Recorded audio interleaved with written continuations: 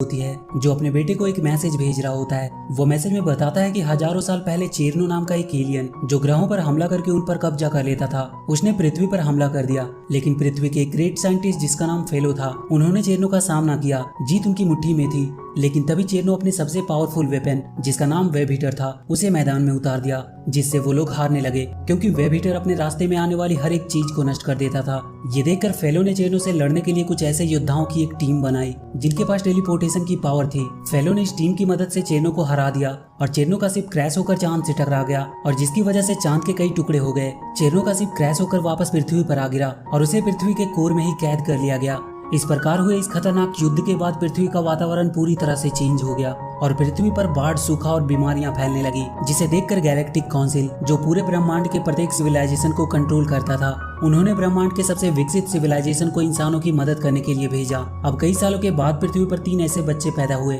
जिनके पास टेलीपोर्टेशन की पावर थी। अब धीरे धीरे चेरनो की पावर भी खत्म हो रही है और जल्द ही वो पूरी तरह से खत्म हो जाएगा और तब वो उसके पास आएगा क्योंकि वो इस समय दुनिया के सबसे खतरनाक कैदी का गार्ड है। और इसके बाद वो ये मैसेज अपने बेटे को सेंड कर देता है। अगले सीन में हम एंटोनी नाम के एक लड़के को देखते हैं जो पानी की लाइन में खड़ा होकर अपनी बारी का इंतजार कर रहा होता है कि तभी वहाँ पर खड़ी एक वेलाया नाम की एलियन एक खंबे को गिराकर एंटोनी को मारने की कोशिश करती है, लेकिन एंटोनी इस हमले में बाल बाल किसी तरह बच जाता है। इसके बाद हम पृथ्वी के कोर में कैद चेरनो को देखते हैं जो वेब हीटर बना रहा होता है कि तभी वहाँ पर वेलाया आती है और यहाँ पर हमें पता चलता है कि वेलाया कोई और नहीं बल्कि चेरनो की बेटी होती है और वो एंटोनी को इसलिए मारना चाहती है क्योंकि चेरनो एक ऐसा बायोलॉजिकल वेपन बना रहा होता है जिसमें पृथ्वी के कुछ खास लोगों के बॉडी के प्रोटीन की आवश्यकता होती है, जिसमें से एक एंटोनी भी होता है। चेरनो वेलाया से कहता है कि उसके पास अब सिर्फ 2 ही वेब हीटर बचे हैं और जब ये खत्म होंगे तो इन्हीं के साथ वो भी खत्म हो जाएगा। इससे पहले ही उसे कुछ करना होगा और किसी भी हालत में उसे प्रोटीन को लाकर उसे देना ही होगा। ये सुनकर वेलाया वहाँ से चली जाती है। इसके बाद हम एक बड़े से स्टेडियम को देखते हैं जिसमें कुछ प्लेयर वेब हीटर को पकड़ने का खेल खेल रहे होते हैं। दरअसल अगर वेब हीटर को 5 टाइम किक किया जाए तो वो डीएक्टिवेट हो जाता है और इसीलिए फेलो ने इस स्टेडियम को ठीक चेरनो के शिप के ऊपर बनाया होता है और उस वेब हीटर को किक करने का एक गेम बना दिया होता है ताकि जब भी चेरनो पृथ्वी पर तबाही मचाने के लिए वेब हीटर को लॉन्च करे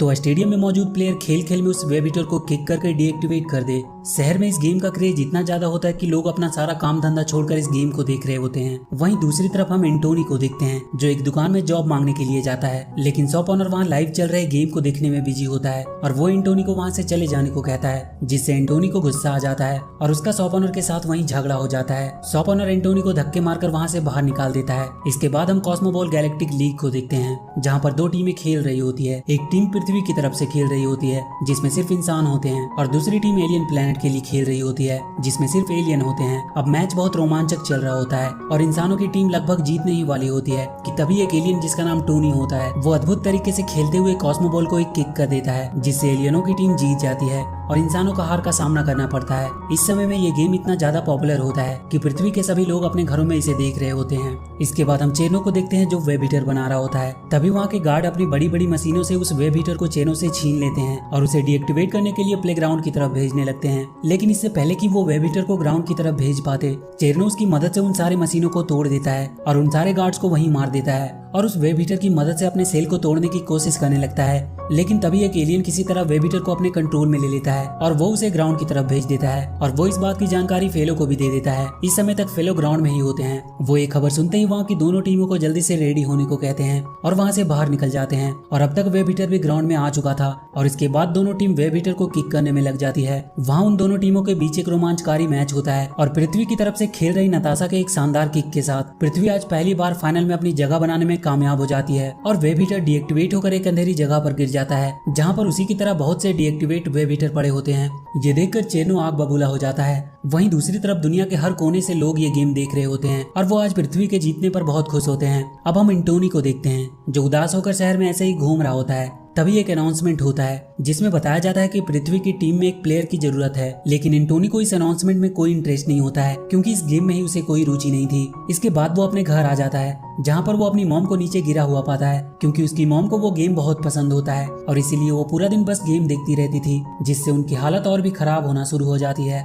इसके बाद एंटोनी अपनी मॉम के लिए दवाई लेने एक मेडिकल शॉप पर जाता है जहाँ वो देखता है कि शॉप बंद हो चुका है। तभी वहाँ पर एक लड़की आती है जो शॉप का दरवाजा तोड़कर अंदर चली जाती है और वो वहाँ से दवाइयाँ चुराने लगती है। ये देखकर एंटोनी भी शॉप के अंदर चला जाता है और अपनी मॉम की दवाइयाँ लेने लगता है, लेकिन तभी वहाँ पर पुलिस आ जाती है जिसे देखकर ये दोनों भागने लगते हैं और बहुत मुश्किल से किसी तरह वो दोनों वहाँ से भागकर एक तहखाने में आ जाते हैं। यहाँ पर वो लड़की उसे अपना नाम आनिया बता वो एंटोनी से कहती है कि उसे कॉस्मोबॉल गेम बिल्कुल पसंद नहीं है। ये सुनकर एंटोनी बहुत खुश होता है क्योंकि कॉस्मोबॉल गेम उसे भी पसंद नहीं होता है। इसके बाद ये दोनों आपस में ढेर सारी बातें करते हैं और कुछ ही समय में ये दोनों अच्छे दोस्त बन जाते हैं। और कुछ समय बाद वहाँ से एंटोनी चला जाता है और उसके वहाँ से जाने के बाद आनिया अपने रियल रूप में आती है और यहाँ हमें पता चलता है कि आनिया कोई और नहीं बल्कि चेरनो की बेटी वेलाया होती है। उसने चुपके से एंटोनी से उसके बालों का कुछ अंश प्राप्त कर लिया होता है जिसे वो चेरनो को दे देती है। चेरनो ये देखकर बहुत खुश होता है और वो एंटोनी के डीएनए को अपने फॉर्मूले से मिलाकर एक सीरम तैयार कर लेता है और जब वो इस सीरम को अपने वेपन पे लगाता है तो वो कुछ समय के लिए एक्टिवेट हो जाता है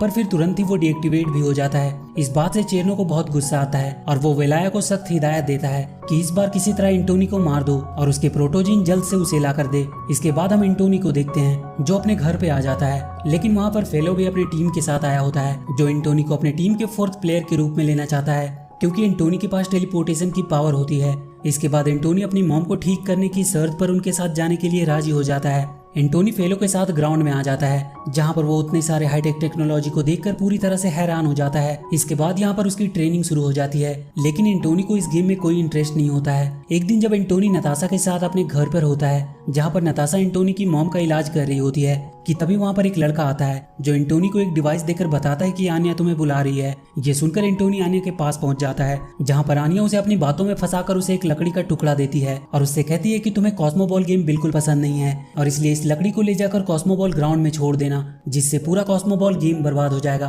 और उसके बाद वो अपनी जिंदगी आराम से जी सकता है। अब ये दोनों आपस में बातें कर ही रहे होते हैं कि तभी वहाँ पर नताशा आ जाती है जो एंटोनी को लेकर वहाँ से कॉस्मोबॉल ग्राउंड में आ जाती है जहाँ पर आज इनका एमेजोनियन के साथ मैच होना था। अब यहाँ पर एंटोनी चुपके से आनिया द्वारा दिए गए लकड़ी को गिरा देता है और गेम में इंटर कर जाता है। वहाँ के सभी लोग एंटोनी को देखकर बहुत खुश होते हैं क्योंकि एंटोनी टीम का नया मेंबर होता है। लेकिन जब गेम स्टार्ट होती है तो एंटोनी एक भी गोल नहीं करता है, सिर्फ एक जगह बैठा रहता है। ये देखकर सब उसे बुरी तरह से ट्रोल करने लगते हैं लेकिन एंटोनी फिर भी स्टेडियम में चुपचाप बैठा होता है। तभी एक कॉस्मिक बॉल तेजी से एंटोनी की तरफ बढ़ने लगती है लेकिन इससे पहले कि वो बॉल एंटोनी को हिट करती फेलो सभी कॉस्मिक बॉल्स को डीएक्टिवेट कर देते हैं। दरअसल ये कॉस्मिक बॉल रियल नहीं होती है बल्कि प्लेयर्स के प्रैक्टिस के लिए होलोग्राफिक से बनाई गई होती है। फेलो द्वारा बॉल को डीएक्टिवेट करने और गेम को बीच में ही बंद करने पर सभी लोग उसे भला बुरा कहने लगते हैं। इसके बाद फेलो एंटोनी के पास आता है और उसे अपने साथ चलने को कहता है लेकिन एंटोनी उसके साथ जाने से मना कर देता है और कहता है कि उसने उससे झूठ बोला है कि वो उसकी मॉम का इलाज करेंगे।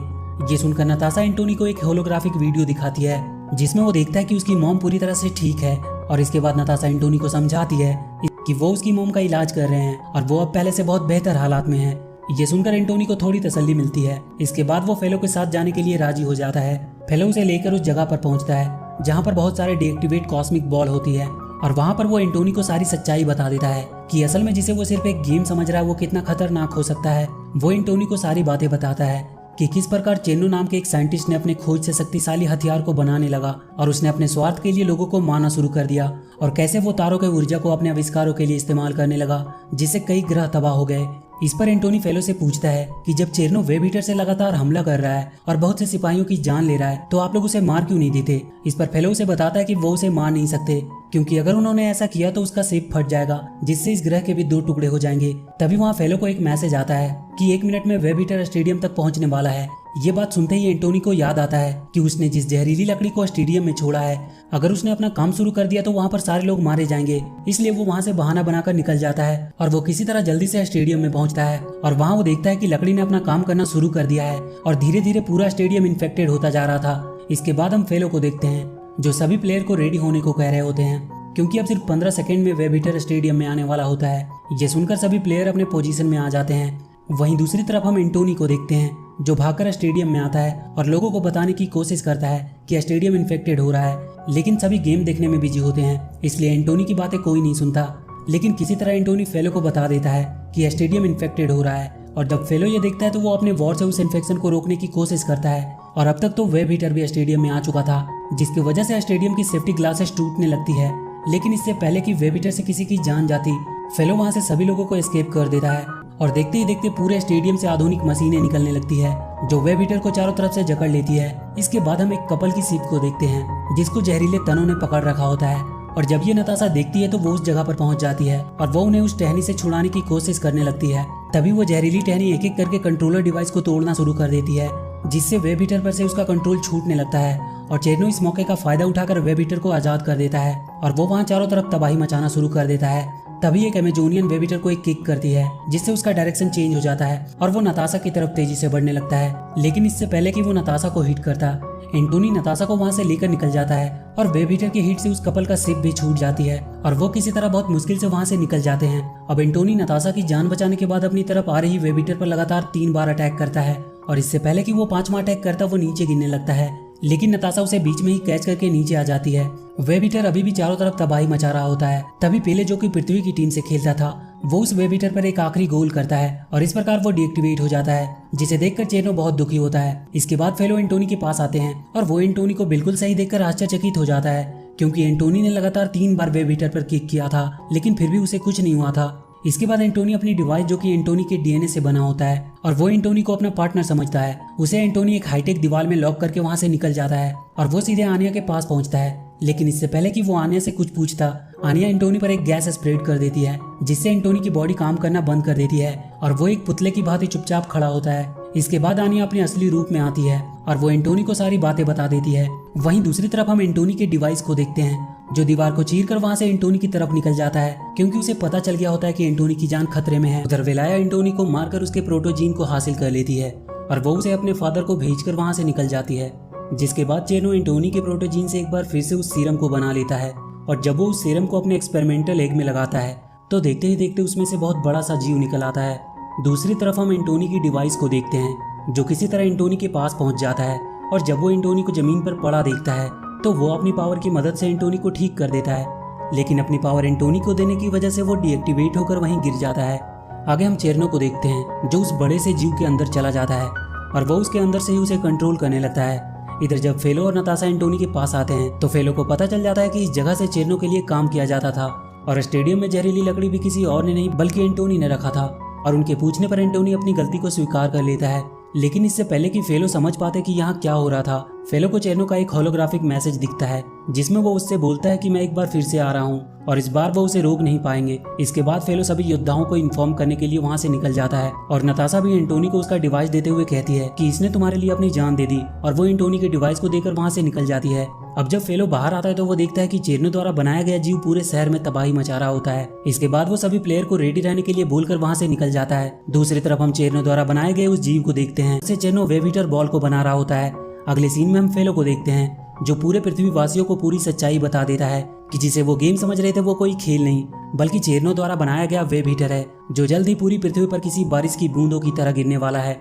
जिससे सब कुछ बर्बाद हो जाएगा। लेकिन वो चिंता ना करे, वो उसके साथ मिलकर लड़ेंगे और एक बार फिर से चेरनो को हरा देंगे। फेलो की बात सुनकर सभी लोग पूरी तरह से परेशान हो जाते हैं। इधर एंटोनी अपने द्वारा की गई गलतियों से बहुत दुखी होता है और वो अपनी डिवाइस के साथ अपने घर पर ही लेटा होता है। तभी वहाँ पर उसकी मॉम आती है जो उसे समझाती है कि आज पूरी दुनिया को उसकी जरूरत है। गलतियां तो हर किसी से होती है लेकिन बुद्धिमान व्यक्ति वही है जो अपनी गलतियों से सीखे। इसके बाद हम फेलो को देखते हैं जो गैलेक्टिक काउंसिल को चेरनो के द्वारा बनाए गए बायो वेपन के बारे में बताता है और उनसे मदद मांगता है। चेरनो अपने बायो वेपन की मदद से बहुत सारे वेब हीटर बॉल को पृथ्वी की तरफ छोड़ देता है जिसे पृथ्वी के प्लेयर किक करके डीएक्टिवेट करने की कोशिश कर रहे होते हैं। और अगले सीन में हम चेरनो के बायो वेपन को देखते हैं जिसे गैलेक्टिक काउंसिल की आर्मी चारों तरफ से घेर लेती है और उसे कंट्रोल करने की कोशिश करती है, लेकिन वो ऐसा करने में असफल होते हैं और चेरनो अपने बायो वेपन की मदद से एक एक करके सभी शिप को डिस्ट्रॉय कर देता है जिसे देखकर फेलो पूरी तरह से हैरान हो जाता है। वहीं दूसरी तरफ हम फेलो के टीम मेंबर्स को देखते हैं जो वेब हीटर को किक करके डिस्ट्रॉय करने की कोशिश कर रहे होते हैं, लेकिन वो ऐसा करने में फेल हो रहे थे क्योंकि वेब हीटर बॉल्स की संख्या बहुत ज्यादा थी और इसलिए पूरे शहर में अब तबाही शुरू हो जाती है। एंटोनी भी शहर में हो रहे तबाही को देखकर परेशान हो जाता है। इसके बाद वो पहली बार अपनी डिवाइस से बात करता है जिसका नाम वो मोगली रखता है और वो दोनों पूरी तरह से एक दूसरे से कनेक्ट हो जाते हैं और एक अच्छे दोस्त बन जाते हैं। इसके बाद वो अपने डिवाइस को उसका इंतजार करने के लिए बोलकर वहां से निकल जाता है और बाहर जाकर लोगों की मदद करना शुरू कर देता है। पूरे शहर में अफरा तफरी का माहौल होता है और लोग अपनी जान बचाकर इधर उधर भाग रहे थे और एंटोनी की मॉम भी उस पुलिस वाले के साथ जो स्टार्टिंग से ही एंटोनी को पकड़ने की कोशिश कर रहा था वहां से निकल जाती है और एक सेफ जगह जाकर छिप जाती है। अब एक बार जब एंटोनी वेब हीटर बॉल्स को किक करके डीएक्टिवेट करने की कोशिश कर रहा होता है कि तभी वो एक बॉल से टकरा जाता है और दूर जाकर गिरता है, लेकिन इसका उस पर कोई असर नहीं होता है और उसकी पूरी बॉडी में आग की लपटें दौड़ रही होती है कि तभी वहां पर उसका डिवाइस मोगली भी आ जाता है जो खुद को रिपेयर करके एक बार फिर से एंटोनी के साथ जुड़ जाता है और उसे एक सुरक्षा कवच प्रोवाइड करता है जिसे देखकर एंटोनी बहुत खुश शिप में होते हैं। इधर एंटोनी अपने डिवाइस के साथ जुड़कर एक एक करके सभी वेब हीटर बॉल्स को खुद के अंदर एब्जॉर्ब करना शुरू कर देता है जिसे देखकर सभी हैरान होते हैं। और अगले सीन में हम फेलो को देखते हैं जो नताशा के साथ चेरनो के बायो वेपन के अंदर आ जाता है, जिसके बाद चेरनो और फेलो के बीच में फाइट होना शुरू हो जाती है। और एक समय ऐसा भी आता है जब फेलो जीतने ही वाला होता है कि तभी चेरनो की बेटी फेलो पर वही गैस स्प्रेड कर देती है, जिससे फेलो की पूरी बॉडी पैरालाइज हो जाती है। दूसरी तरफ हम अर्थ का सीन देखते हैं जहां पर एंटोनी की मॉम पुलिस वाले के साथ होती है कि तभी पुलिसमैन लोगों को बचाने के लिए वहां से बाहर जाने लगते हैं। और वहीं हमें ये भी पता चलता है कि ये पुलिस वाला कोई और नहीं बल्कि एंटोनी के डैड होते हैं, जिनके बारे में एंटोनी को कुछ पता नहीं होता है। इसके बाद हम चेरनो को देखते हैं जो फेलो को मारने ही वाला होता है कि तभी वहां पर एंटोनी आ जाता है जो चेरनो की बेटी को अपने कब्जे में ले लेता है और फेलो को छोड़ने को कहता है, लेकिन चेरनो अपनी बेटी को ही मार देता है और एंटोनी को कैद कर लेता है। इसके बाद वो फेलो को भी मार देता है। यहाँ पर आनिया एंटोनी को बताती है कि तुम जिस जीव के अंदर हो वो तुम्हारे ही प्रोटोजीन से बना है, इसलिए उससे बात करने की कोशिश करो, उसे फील करो। उसके बाद एंटोनी ऐसा ही करता है और वो देखते ही देखते उस जीव के सामने खड़ा हो जाता है। इसके बाद वो बहुत मुश्किल से उसे कंट्रोल करने की कोशिश करता है और वो ऐसा करने में सफल भी हो जाता है, जहाँ पर एंटोनी को पता चलता है कि ये तो सिर्फ एक छोटा सा बच्चा है जो एंटोनी के साथ बहुत खुश होता है, लेकिन चेरनो इसे कंट्रोल करके अपने मतलब के लिए इस्तेमाल कर रहा था। और तभी चेरनो उस जीव को कंट्रोल करके एंटोनी को मारने की कोशिश करता है, लेकिन इस बार वो जीव चेरनो के कंट्रोल में नहीं आता है और वो अपने अंदर ही चेरनो को जलाकर मार डालता है। चेरनो के मरते ही शहर की तरफ तेजी से बढ़ रहे वेब हीटर बॉल्स डीएक्टिवेट हो जाते हैं और पूरा शहर तबाह होने से बच जाता है। इसके बाद नताशा को अर्थ काउंसिल का हेड बना दिया जाता है और एंटोनी अपने बायोमेट्रिक जीव की मदद से चांद को वापस जोड़ देता है और वो अपने मॉम डैड नताशा और उस बायोमेट्रिक जीव के साथ खुशी से रहने लगता है। और इसी के साथ ये कहानी यहीं पर खत्म हो जाती है। तो वीडियो अगर अच्छी लगी हो तो please do like and share the video.